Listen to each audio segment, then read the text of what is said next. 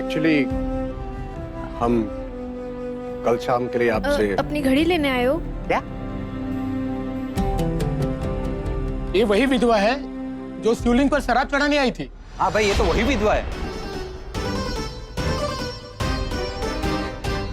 बाबूजी, हम आपके सामने हाथ जोड़ के विनती करते हैं, आप यहाँ से चले जाइए, नहीं तो यहाँ बहुत ज्यादा हंगामा हो जाएगा।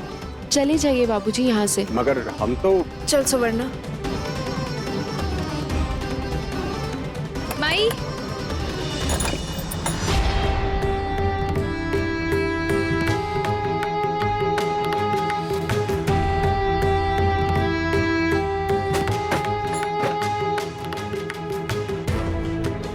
चली गई थी, बता के न जाना चाहिए था। घर में सब लोग कितना परेशान हो रहे थे। माई, वो हम विधि मैडम के यहाँ गए थे।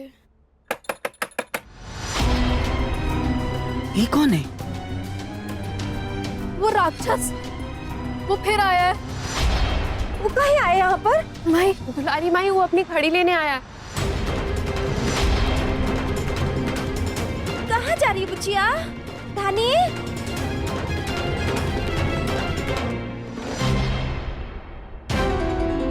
कहाँ गई उसकी घड़ी? हम यहीं तो रखे थे।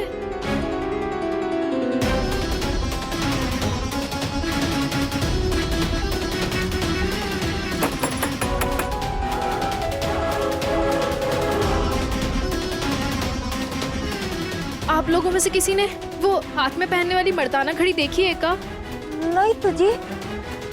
हमने कमरे में ही रखी थी, अब वो वहाँ नहीं है।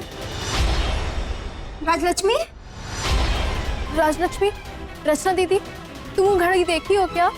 घड़ी? नहीं धानी, हमें किसी घड़ी के बारे में नहीं पता। हाँ, हमें बिल्कुल नहीं पता। किसी ने देखी हो तो बता दीजिए, कमरे में ही थी।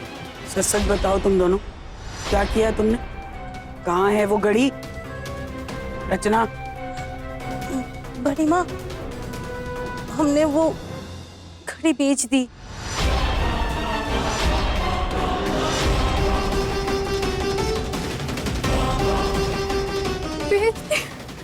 हे भगवान, कहीं वो फिर से लोगों को लाके हम पे हमला न कर दे। एक घड़ी के लिए हम सबकी जान चली जाएगी। एकदम बनत चले हो क्या तुम दोनों जी? शांत हो जाओ सब लोग। सच सच बताओ, कहाँ बेची है वो घड़ी? सड़क के किनारे एक छोटी सी दुकान है घड़ी बनाने वाले की, हमने उसको बेच दी। चलो हमारे साथ।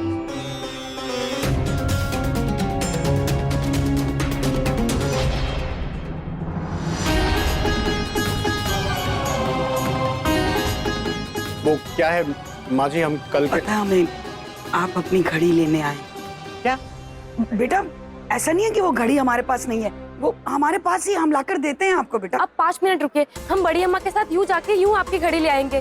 प्लीज आप कृपया करके आप कुछ मत कीजिएगा। बेटा बस 2 मिनट रुक जाओ। आप तो उनको चिंता मत करिए, घबराइए नहीं, बस तो उनकी समय दीजिए, वो दीदी जाएंगे और लेके फट से आ जाएंगे। घड़ी की आप फिक्र मत कीजिए, हम अभी लाकर देंगे आपको, बस थोड़ा सा वक्त दे दीजिए बेटा। देखिए, पुलिस को मत बुलाइएगा, बस उनकी इंतजार कर लीजिए। बेटा क्या है, लोग इकट्ठे हो जाएंगे, थोड़ा फोड़ी शुरू कर देंगे, बस हम अभी लाकर देते हैं आपकी घड़ी। पर बेटा किसी को बोलना मत, हाँ? खामखा लोग आकर तोड़फोड़ करनी शुरू कर देते हैं। अरे नहीं माँ जी, हम लोगों को क्यों बुलाएंगे? आप गलत समझ रही है। हम यहाँ पर आपको तंग करने थोड़ी ना आए। हम तो नहीं बेटा, आपकी घड़ी है, हमें वापस तो करनी है, इसमें तंग करने की क्या बात है? बस थोड़ा सा समय दे दीजिए, हम अभी आते हैं। चल मई।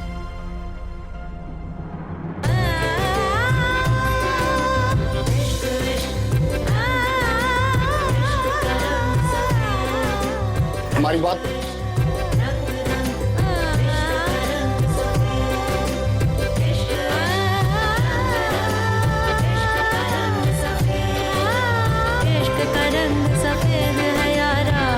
इश्क का रंग सफेद।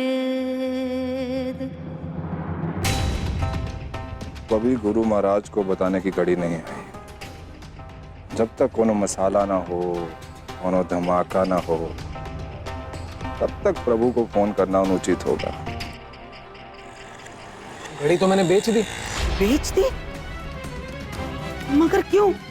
आप पे कमाल करती हैं बहन जी। अरे यहाँ यही करने तो बैठे हैं, अब बेचेंगे नहीं तो टांगने के लिए थोड़ी खरीदी थी। और हाँ, घड़ी का पूरा पैसा दे दिया था इनको, पूछ लीजिए।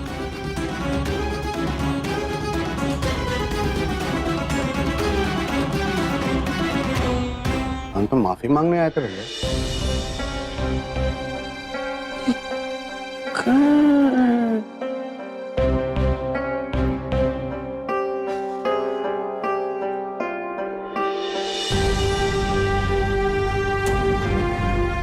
बेटा बस 2 मिनट, हाँ 2 मिनट देना। रानी बड़े अम्मा, मिल गई घड़ी? बेटा वो घड़ी नहीं मिली, उसने बेच दी। अब हम क्या करेंगे? धानी, रानी कहाँ जा रही है तू?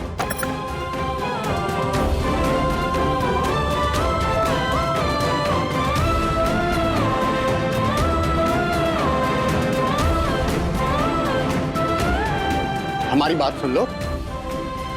अरे हम भी देखिए, हमें बात सुनो। अरे हम तो बस इतना ही कहना चाहते। माफ कर दीजिए हमें, हम मानते हैं हमारी गलती है, लेकिन आपकी घड़ी की जो भी कीमत होगी धीरे धीरे करके चुका देंगे। बस कुछ दिन की मोहलत दे दीजिए। और हम तो बेटा आपकी घड़ी वापस तो नहीं कर सकते हम, पर ये 1000 रुपए रख लीजिए। बाकी के पैसे आहिस्ता आहिस्ता करके जमा करके हम उतार देंगे। नहीं माँ जी, ये पैसे हम कैसे ले सकते? हम तो पैसों के लिए यहाँ पर आए नहीं थे। हम तो बल्कि बेटा पैसे ले लीजिए, वरना हम अपने आप को कभी माफ नहीं कर पाएंगे।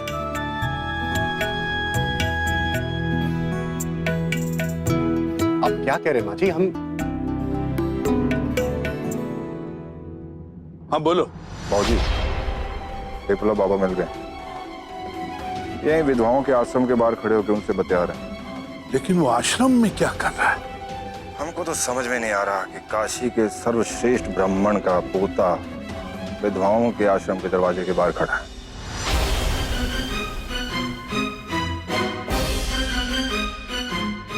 श्रेष्ठ ब्राह्मण का पोता विधवाओं के आश्रम के द्वार पर, शर्म की बात है।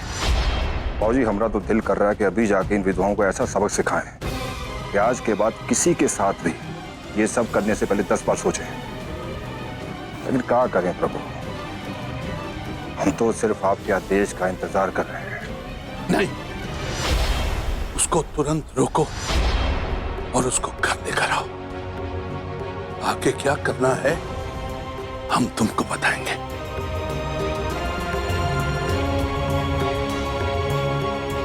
पानी सर से ऊपर निकल गया है। इससे पहले कि वो हमारी प्रतिष्ठा का दाह संस्कार करे, हमको कुछ करना होगा।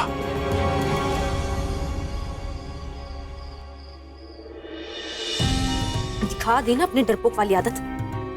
क्या जरूरत थी अपना मुंह फाड़ने की, बख्तिया कुक्कड़ के पिल्ले की तरह कि हमने घड़ी बेच दी। अब देख क्या रही है? अब सब लोग हमें देख रहे हैं ऐसे जैसे हम दोनों चोर हैं। अब तेरे में इतनी भी हिम्मत नहीं है कि सबको बता दे कि घड़ी के बचे हुए पैसे हमारे पास है। राजलक्ष्मी, रचना,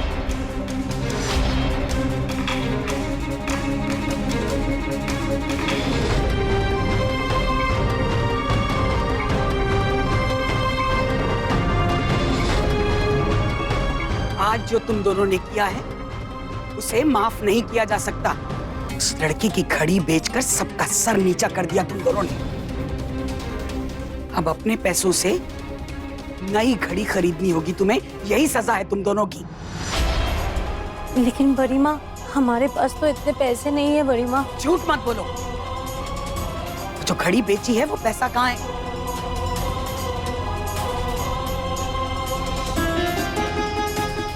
बड़ी माँ, ये इतने ही पैसे बचे हैं हमारे पास। जल्दी जल्दी में हमने घड़ी कम पैसे में बेच दिए और बाकी जो पैसे बचे थे उसका हम सबके लिए खाने का सामान ले आए। रानी, इनके चोरी के पैसों से लाया खाना इस आश्रम में कोई नहीं खाएगा।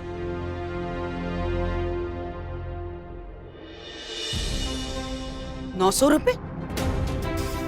इतने कम पैसों में घड़ी कैसे आएगी? अब इसके लिए तुम्हें कल सुबह तक 1 लाख बाती बनानी पड़ेगी। 1 लाख? 1000 बाती के 40 रुपए मिलते हैं हमें। 1 लाख के 4000 होंगे। जैसा धानी ने कहा है कि 5000 से कम की नहीं थी वो घड़ी। अब ये बाती बनाकर पैसा कमाना पड़ेगा और घड़ी लानी पड़ेगी तुम दोनों को। और एक बात और, इस काम में इन दोनों की कोई मदद नहीं करेगा। बड़ी अम्मा, ये दोनों इतनी बातें कैसे बनाएंगे? हम सबको इनकी मदद करनी चाहिए ना, तभी सुबह तक काम हो पाएगा।